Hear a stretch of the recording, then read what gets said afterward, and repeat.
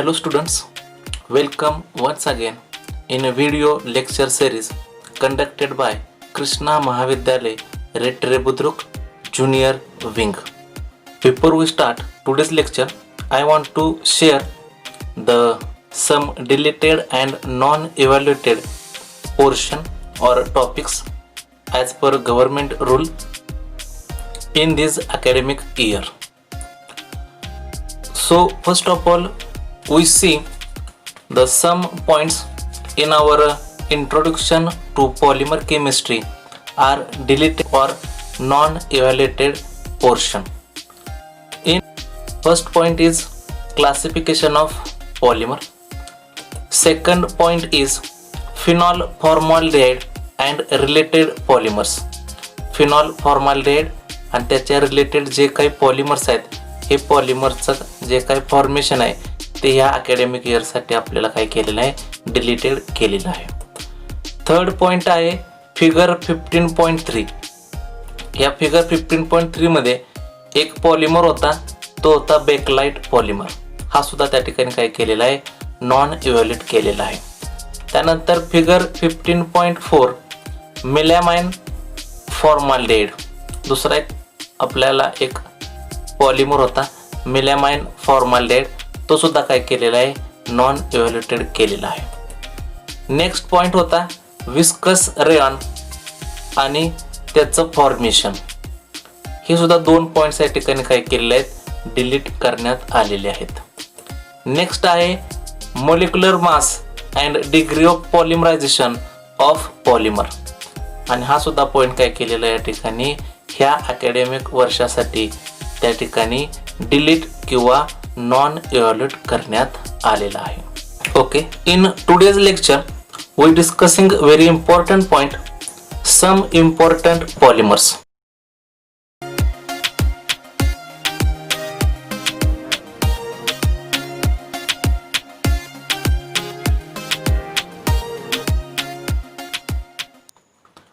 But before we start some important of polymers, first we know the what is mean by polymers and which types of reaction involves during the formation of polymers.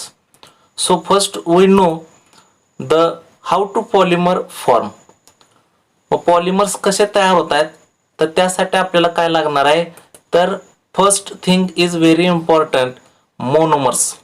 आणि हे monomers आपल्याला किती वेळा पाहिजेत n times पाहिजेत. जर आपल्याकडे monomer n times असेल आणि त्या मोनोमरचं जर आपण या ठिकाणी पॉलिमरायझेशन केलं म्हणजे ह्या मोनोमरवरती जर रिॲक्शन केली आणि ती रिॲक्शन इन जनरल त्याला म्हटलं जातं पॉलिमरायझेशन. आणि जर तसं केलं तर तुम्हाला भेटणारा जो काही कंपाऊंड असेल तो कंपाऊंड कुठला असतो पॉलिमर असतो. म्हणजे कुठलाही पॉलिमर जर तुम्हाला अभ्यासायचा असेल तर पहिल्यांदा आपल्याला त्याचं स्टार्टिंग मटेरियल माहीत पाहिजे. आणि कुठलाही पॉलिमर स्टार्टिंग मटेरियल जर बघायचं असेल कुठल्याही पॉलिमरचं स्टार्टिंग मटेरियल बघायचं असेल तर पहिल्यांदा आपल्याकडे काय पाहिजे तर त्याचा मोनोमर पाहिजे. जर मोनोमर असेल तरच आपण त्याच्यापासून काय तयार करू शकतो पॉलिमर तयार करू शकतो. आता पॉलिमर्स तयार झाले, पण हे पॉलिमर्स तयार होताना हे कधी होतात इन ड्युरिंग पॉलिमरायझेशन. म्हणजे पॉलिमरायझेशन प्रोसेस होताना आपल्याला काय भेटतो पॉलिमर भेटतो. मग हे पॉलिमर फॉर्म होताना तिथं काय केलं जातात तर डिफरंट टाइप्स ऑफ रिॲक्शन्स घेतल्या जातात किंवा डिफरंट टाइप्स ऑफ पॉलिमरायझेशन ट्रीट केलं जातं. मग ते पॉलिमरायझेशन कोणतं आहे ते पहिल्यांदा आपण बघूया. There are 3 types of polymerizations. First polymerization is addition polymerization. Second is condensation polymerization किंवा त्यालाच काय म्हटलं जातं स्टेप ग्रोथ पॉलिमरायझेशन म्हटलं जातं. आणि थर्ड रिंग ओपनिंग पॉलिमरायझेशन. म्हणजे जे काही पॉलिमर्स तयार होतात हे पॉलिमर्स तयार होण्याच्या अगोदर आपल्याला त्याच्यामधल्या पॉलिमरायझेशन प्रोसेस माहीत पाहिजेत.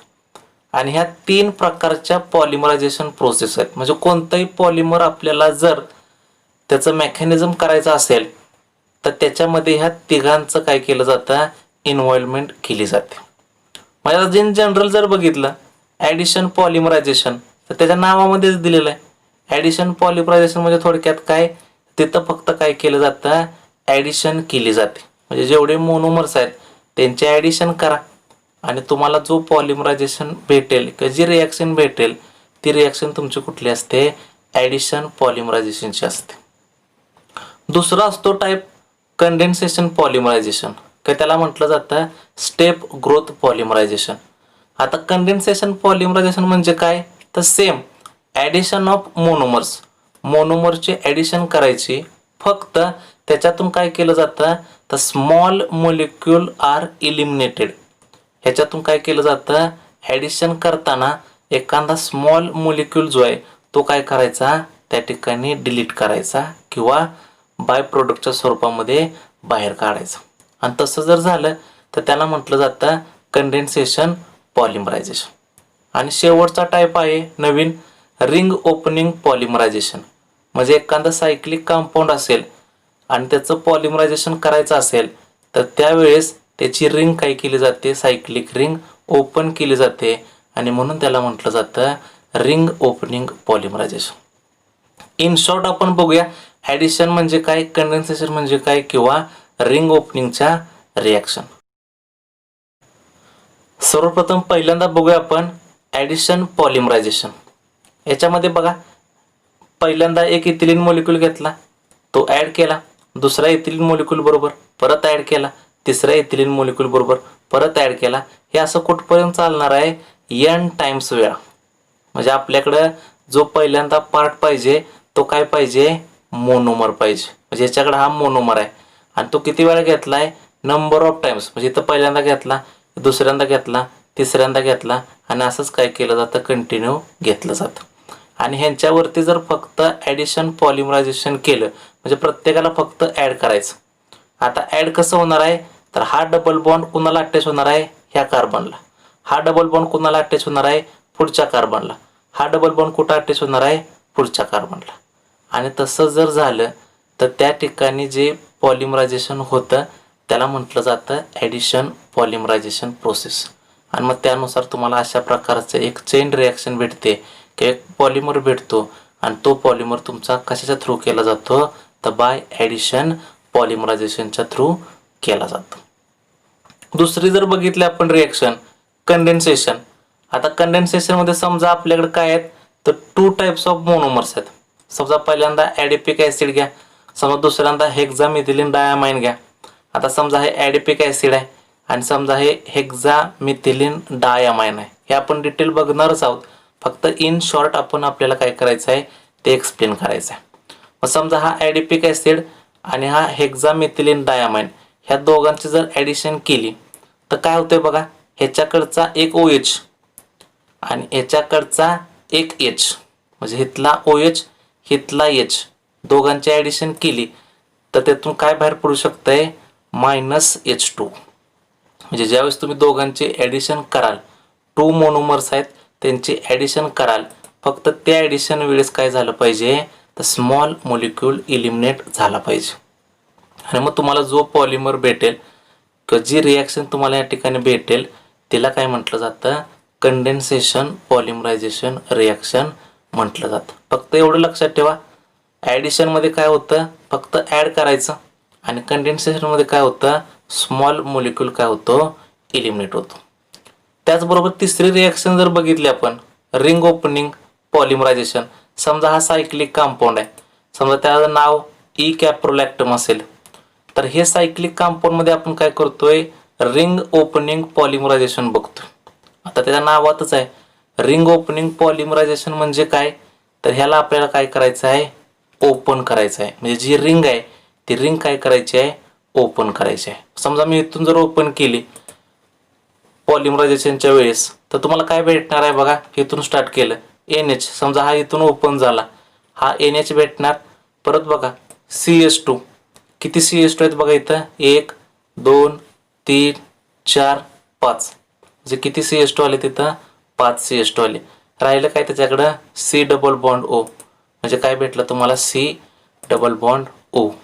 आणि हा किती वेळा असतो आपला, N टाइम्स वेळा असतो. ह्या पॉलिमरला म्हटलं जातं नायलॉन 6 पॉलिमर. फक्त इथं काय झालेलं आहे हे आपल्याला डिटेल बघायचं आहे. फक्त इन शॉर्ट आपल्याला रिप्रेझेंट करतोय आपण रिंग ओपनिंग पॉलिमरायझेशन.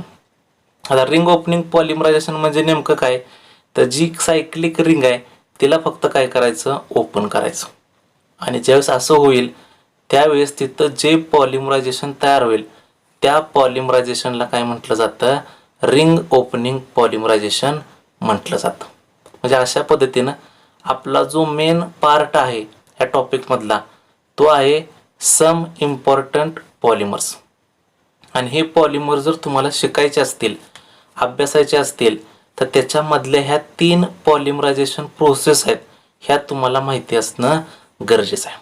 पहिले आपण बघितली ते ॲडिशन पॉलिमरायझेशन, दुसरी बघितली ती होती आपली कंडेन्सेशन पॉलिमरायझेशन, आणि तिसरी होती आपली ring opening पॉलिमरायझेशन.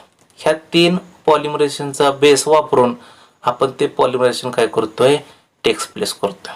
Okay, we start our first important polymer. The first polymer is natural rubber or it is called as rubber. पहिलं महत्त्वाचं पॉलिमर आहे तो आहे आपला नॅचरल रबर. मग या नॅचरल रबरचा मोनोमर आपल्याला माहिती असणं गरजेचं आहे. कारण आत्ताच आपण बघितलं कुठलाही पॉलिमर जर आपल्याला ट्रीट करायचा असेल तर सर्वप्रथम आपल्याला काय पाहिजे, मोनोमर माहिती पाहिजे. मग पहिलाच पॉईंट येतो याच्यामध्ये तो आहे monomer of natural rubber is. काय मोनोमर त्याचा, आयसोप्रीन. म्हणजे जर नॅचरल रबर आणि त्याचा जर मोनोमर आपल्याला बघायचा असेल तर तो कुठला असतो तुमचा, तर आयसोप्रीन नावाचा कंपाऊंड असतो. आता हे आयसोप्रीन म्हणजेच नेमकं काय, तर 2 मिथिल 1,3 ब्युटाडाइन कंपाऊंड. म्हणजे आयसोप्रीनचं जे फॉर्मेशन आहे किंवा आयसोप्रीन म्हणजेच काय, तर 2 मिथिल 1,3 ब्युटाडाइन कंपाऊंड. आता पहिल्यांदा याचं स्ट्रक्चर आपल्याला येणं गरजेचं आहे. आता स्ट्रक्चर जर बघायचं असेल आपल्याला तर त्या स्ट्रक्चरमध्ये बघा, तर पहिलं हे मेन युनिट आहे 1,3 ब्युटाडाइन सिस्टीम, ही पहिल्यांदा तयार करून घ्यायची. आता ब्युटा किंवा ब्यूट म्हणजे किती कार्बन असणार आहे तुमच्याकडं, 4. आणि डाय इन म्हणजे काय, तर अल्किन म्हणजे डबल बॉन्ड किती असणार आहेत ते, डाय म्हणजे किती, 2. आणि कोणत्या पोझिशनला पाहिजेत, 1,3 म्हणजे 4 कार्बन त्याच्यामध्ये 2 डबल बॉन्ड आणि ते पण कोणत्याच ठिकाणी पाहिजेत, 1 किंवा 3 नंबरला. मग समजा आपण पहिल्यांदा CH2 घेतला, समजा double bond with another carbon, single bond with another carbon, double bond with another carbon. म्हणजे हा CH2 ला समजा 1 नंबर दिला, ह्याला 2 दिला, ह्याला 3 दिला आणि ह्याला 4 दिला. म्हणजे आपल्याकडे ब्यूट तयार झाला. आता 2 डाय इन, 2 डबल बॉन्ड आहेत, किती नंबरला आहेत बघा, सुरुवातीला 1 आणि 3. समजा इथून घेतला तर हा 1 नंबरला आणि हा 3 नंबरला. म्हणजे तुमची सिस्टीम तयार झाली 1,3 ब्युटाडाइन. फक्त ह्याला काय अटॅच करायचं आहे, 2 मिथिल ग्रुप. म्हणजे 2 नंबरला मिथिल ग्रुप अटॅच करायचा आहे. मग समजा ह्याला 1 नंबर म्हटलं, ह्याला 2, मग ह्या 2 नंबरला काय केला जातो, मिथिल ग्रुप अटॅच केला जातो. आणि ह्या स्ट्रक्चरला काय म्हटलं जातं, आयसोप्रीन म्हटलं जातं. म्हणजे पहिल्यांदा मोनोमरचं स्ट्रक्चर आपल्याला काढता आलं पाहिजे. मग त्यासाठी काही स्ट्रक्चरल फॉर्म्युलेज आहेत ते आपल्याला माहिती असणं गरजेचं आहे. आता next, natural rubber is a high molecular mass. म्हणजे नॅचरल रबर काय आहे, तर हाय मोलिक्युलर मास आहे, लिनियर पॉलिमर.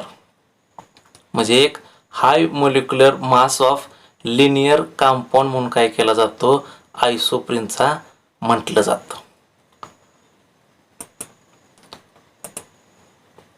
आता हे जे काही हाय मोलिक्युलर मास आहे हा कसा व्हॅरी होतोय ते आपल्याला बघायचं आहे. It's molecular mass varies from 1,30,000 euros to 3,40,000 euros. That is 200 to 500 number of monomers are varies. म्हणजे जर त्याचं मोलिक्युलर मास बघितलं तर त्याच्यामध्ये आपल्याला 2000 ते 5000 एवढे नंबर ऑफ मोनोमर्स काय केले जातात, व्हॅरी केले जातात. मग त्याचं स्ट्रक्चर जर बघितलं तर ते स्ट्रक्चर आपलं आयसोप्रीनचं किंवा नॅचरल रबर आहे, हे नॅचरल रबरचं तुम्हाला अशा प्रकारे दिसणार आहे. म्हणजे तुमचा जो काही पहिलं युनिट आहे, समजा हे जर पहिलं युनिट घेतलं आपण, समजा फॉर एक्झाम्पल जर आपण हे फर्स्ट युनिट घेतलं तर हे आपण काय करतोय, ह्या सेकंड युनिटनं कंबाईन करतोय. म्हणजे हे दुसरं एक युनिट आहे. म्हणजे हे फर्स्ट युनिट आपण काय करतो, सेकंड युनिट बरोबर कंबाईन करतो आणि मग त्यानुसार जो पॉलिमर भेटेल तो तुमचा कुठला असतो, नॅचरल पॉलिमर किंवा नॅचरल रबर म्हटलं जातं.